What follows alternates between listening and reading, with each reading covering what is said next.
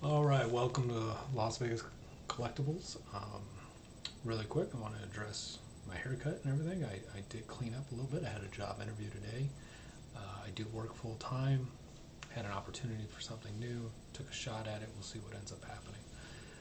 Very excited about the opportunity. So I wanted to just make this video as quick as possible. I wanted to upload it because somebody else that I watch a lot of for sports card news, sports card collectible, just the field of market.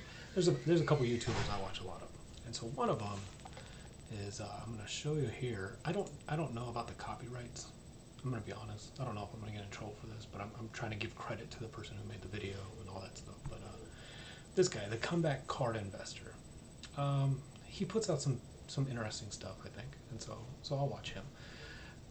And so today he put out information about the current state of the market and his perspective and his opinion about where we're headed. And I love optimism. I rather listen to people that are optimistic, but I don't believe certain people are providing enough information for people to make sound decisions. I'm aware of a lot of people that are like me, don't have a lot of extra income, don't have just disposable income to buy a bunch of things. This guy's doing great, by the way. He has this year-long goal of only working in the sports card market, and I believe he quit his job. So interesting, interesting story. I wish him nothing but the best, and that's really, he's really confident and he's really bullish on what's going on, and I really hope he's extremely successful. I wish everybody success. But there's a lot of people in the market that are like me. They have a limited amount of money. I'm retired out of the military, not by choice. Unfortunately, I have medical conditions, but I'm retired. And so I have a certain level of income every month. However, I don't have enough money to do the things that I think would be interesting or fun, right? And however you want to describe it. So I believe there's a lot of people in the hobby that's much like myself, a lot of people in the market. And so when you hear optimistic news, or you hear people's perspectives that they're very bullish on the market, and I'm not picking on him. I think he put out good information, and the reason I brought this video up is because it's got a great visual right here that I can use. I don't want to pay for market movers, so this is my way around it. Market movers made by Card Investor and all their stuff, and that's another good source of information. But so I rather just highlight what he's talking about so you can see what I'm talking about. I did go to business school. I have an accounting background, supply chain management background, Lean Six Sigma background. I've done a lot of stuff, and whenever you take stats of anything, it can be manipulated into what you want to communicate, right? What your end goal is. You can make stats, tell a story that supports what you want it to support. You can do that with stats for anything. Okay, stats are a tool. They're not by themselves. They're just information, right? So it's how you display them and how you communicate them, which can create a perspective to tell a specific type of story, right? So this individual, he's using stats, and he's showing that he believes the market is coming back up. He seems very optimistic. He believes that we may have another spike. And so he's analyzing the market, I think, very narrowly. He's only analyzing the market with the market. And then he's providing information in his opinion, which a lot of people takes very seriously. And even I do. I respect his opinion and I take it into consideration. But there's a lot of variables that aren't discussed, right? So this huge spike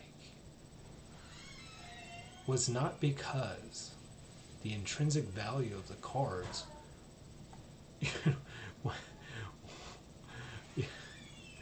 doubled. It's not, the cards didn't all of a sudden become laced with gold flakes. They didn't all of a sudden provide digital tracking in the card, or there was no advancement and innovation in the creation of the product. There was nothing that happened internally in the market to create twice as much value as before. There wasn't. There was overprinting done. People talk about the new junk wax error and all this other stuff. There was nothing. It's not like the supply was reduced so that way it created higher demand. The supply was increased. It wasn't reduced. So this spike is not because the intrinsic value of the item has increased. This is not because they're making a Ford Fiesta and now it's a Maserati. It's still a Ford Fiesta, or it's still a Maserati, whatever you want to talk about. The product is the same, right? This was caused by outside forces. Forces outside of the market created this environment.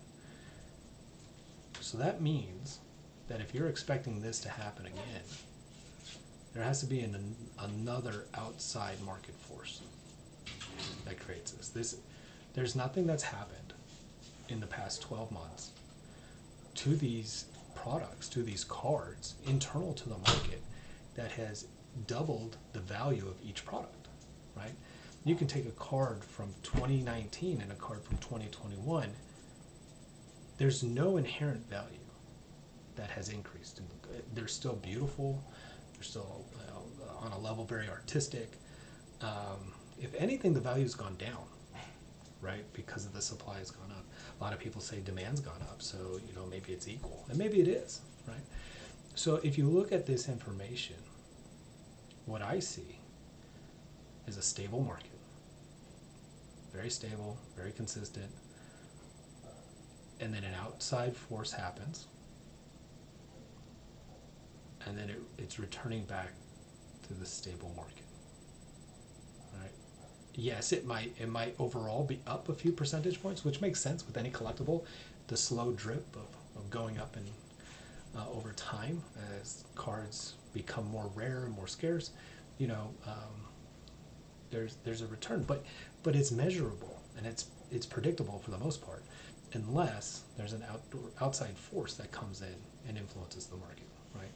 You had Gary Vee, you had foreclosures, you had not forbearances, you had stimulus checks, you had so many things happening outside of the market to influence this spike. This is not because of the market. From this growth, from this point, growing to this point, I think that's absolutely reasonable. I think that reflects the number of individuals that have come into the hobby. I don't know what the attrition rate will be, because in the past 24 months, how many people have joined this hobby? How many people will stay? How many of those people that are going to stay will have those big bank accounts? Right? I don't think very many. As the world opens up, right? Concerts are coming back. I believe EDC is still scheduled for Las Vegas. I don't think it's been canceled yet. As people with larger bank accounts have opportunity to enjoy life in different ways, they're going to leave this hobby. I mean, this hobby is great. It's nostalgia. It's a piece of history, a piece of Americana to a point, versus international. There's so much to it that's beautiful, and there's a reason so many people have been collecting for years. I mean, look at this. There's been people collecting for years. There's a reason for that. There was a lot of people who didn't have anything else to do. A lot of them. A lot of people with disposable income, I should say, or expendable, I don't really care what term you use, but a lot of these people with disposable income had the opportunity to try something new, to get excited about something. And was it because they have a true passion for it and this is going to be their new thing that they do with their kids or their friends or their coworkers, and they do this for the next 20 years. They go out and they buy all the new packs, and they try to make complete sets, and they try to do all this. They try to get all these rookie cards with 200 parallels of the same picture. And are they going to do that for an extended period of time? Like, if you're talking about investments, if you're going to invest in one of these brand new cards, ultra modern cards, in my definition of an investment, you're talking about 5 years, right? But some people talk about investments being 12 months. Are these people even going to be around in 12 months when they have the opportunity to spend that money that they would pursue this hobby with to go to social events with their friends instead of just collecting these cards? I mean, back here they didn't, right? Back here they used to just love going to the movies, going bowling, going to EDC concerts, going shopping. They used to love going to restaurants. They loved a lot of things that were social, in nature. They didn't have access to all those things, so they needed an outlet. One of those outlets was the sports card market. Are they going to go back to the concerts? Are they going to go back to bowling? Are they going to go back to the movies? Are they going to start going to sports games? Spending money on season tickets? Or are they going to keep collecting cards? Right? There's outside forces in play here. And you cannot take information, statistics, and use them in a fishbowl to justify an opinion about future predictions, right? Like, if all you did was look at this and say, well, obviously there was a spike before, so there'll be a spike again. What? Nobody knows the future. Nobody knows the future. I don't know the future. I'm not saying that my opinion's right or wrong. Obviously, I believe my opinion's right. That's why I'm bringing it up. But I just want people to fully understand that this is an anomaly. This is an outlier. This is something that should not be taken into consideration when making future plans on investments and collection. This is not normal. Why did this happen? Right, so there's a couple other channels. I watch a few YouTube content creators in different fields. This is an individual, Josprit, and he put out this channel a while ago. He started talking about how there are a few people with a specific mindset for financial planning and investments and stuff. That's why it's called the minority mindset. It's because he's trying to communicate what fewer people think about than the majority, right? The majority of people think a certain way. The majority of people would look at this and say, well, there was a spike, so there's going to be another one, without even taking any consideration as to why there was a spike. Right? This had nothing to do with the intrinsic value of the products increasing twice as much as they were before. Nothing. Had nothing to do with the product. This is 100% outside forces creating this anomaly. This is not a normal anything. Stuff slowly grows in value. Slowly. Each market is different.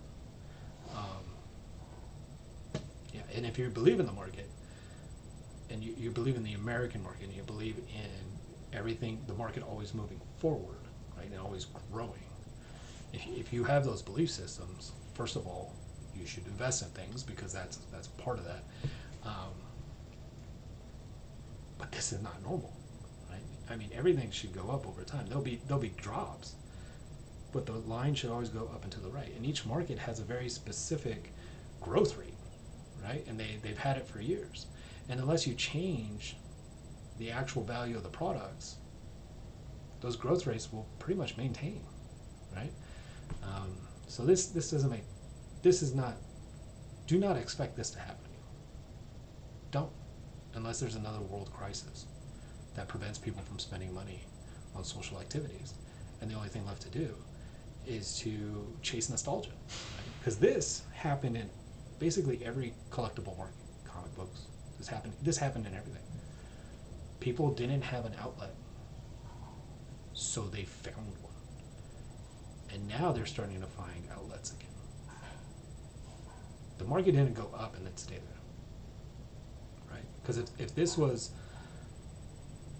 reflective of the demand and the value of the actual product, this would have gone this high and then stabilized and been there. Nope. I went back down to a small percentage gain over the previous year, which is about the normal market growth rate for the collectible sports card market. This is normal. This is not normal, okay? So Josh Freak talks about forbearances. I'm going to let you watch this.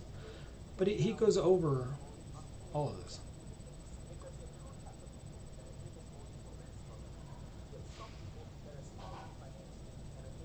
He's talking about the number of foreclosures, right? So I mean the normal the people who are still in forbearance, who's potentially going to be foreclosed on. And the reason that this video is important, the reason I'm highlighting it, and the reason I believe you should go and check out Josh Freak. I haven't subscribed in this account to him. He deserves your subscription as far as I'm concerned. This is how 74.2 million people were in forbearance in June 2020. They chose to be in forbearance. Many of them had to, don't get me wrong, but some of them had the money to pay for their mortgage but decided they'd rather not. They'd rather utilize that opportunity to spend that money on other things. A year later, that number's was that 74 million? What was that? 4 million? I can't remember. Is that a greater sign? I don't know. Anyways, the amount of forbearance went down to 2 million because people started paying their mortgage. Even though they could have kept forbearance, they decided they didn't want to spend more time in forbearance and building up that debt because you have to pay it back. So they just paid it back and they started paying their mortgages again. That was in May. Now in August, it's gone down again, right? Because people are just starting to pay their mortgages back, and they're not choosing to continue forbearance, right? So this is extremely important because this is an outside force that impacted this market. You had 74 million, I believe it was 74 million, people not paying their mortgages, even though they could. Right? Even though they could. What were they doing with their mortgage payments? Right? Think about that. But now they're paying their mortgages. Right? So they didn't have all this extra income. So it went down. Most people that have mortgages have families. I don't know all the stats. I don't know all the numbers. But most people that own homes also have either children or spouses or people living with them, where buying sports cards would kind of make sense, right? Like, hey, we're all at home. Hey, when I was a kid, I used to buy sports cards. Hey, let me go take you and buy some sports cards. So there was a demand. Oh, sorry, Timmy. Or sorry, John. Or sorry, whatever the child's name is. We're going to start paying the mortgage again, so we don't have enough money to spend on sports cards. So it goes back down, right? And the forbearance days are coming. Additionally, what could have motivated this, right? So Dave Ramsey, he talks about the jobs numbers. And this is hilarious. Because the jobs numbers, he talks about it, there were like 7 million jobs and like 10 million people unemployed. This was just a couple weeks ago. I forget what it was. I forget if it was 10 million people unemployed and 7 million available jobs, or if it was 7 million unemployed and 10 million available jobs. I forget which way it was. Why weren't they working? Stimulus checks. They didn't have to work because they were either making as much or more by staying home and not working. Right? So if you're staying home and not working, and you can't get foreclosed on, and you can't get kicked out of your apartment for not paying rent, you have expendable income. You have disposable income. You can't go anywhere with that income, right? You can't travel. And if you do, it's very limited and there's a lot of regulations and it's just annoying. So you can't really travel. You can't go to social events. You can't participate in public gatherings with other people. I believe there was a time they banned church. What the hell is that about? But, so what are you going to do with all that extra money that you are completely used to spending? This is what a lot of people did. So the point of this is really just to communicate. Do not take things in a fishbowl, right? These stats have nothing to do with the actual market or the value of a product. These stats have everything to do with outside forces. I just want you to think about that and be smarter than people will think you are. Because I know you are. I know you're smarter than you think, than people think you are. Okay, so don't follow this. Don't be a sheep. If everybody's saying the market's going to go up, it's probably not. If everybody says the market's going to go down, it's probably not. Don't be a sheep. Think about it. Think about all these other things. There's a million different resources out there. Look at alpha investments.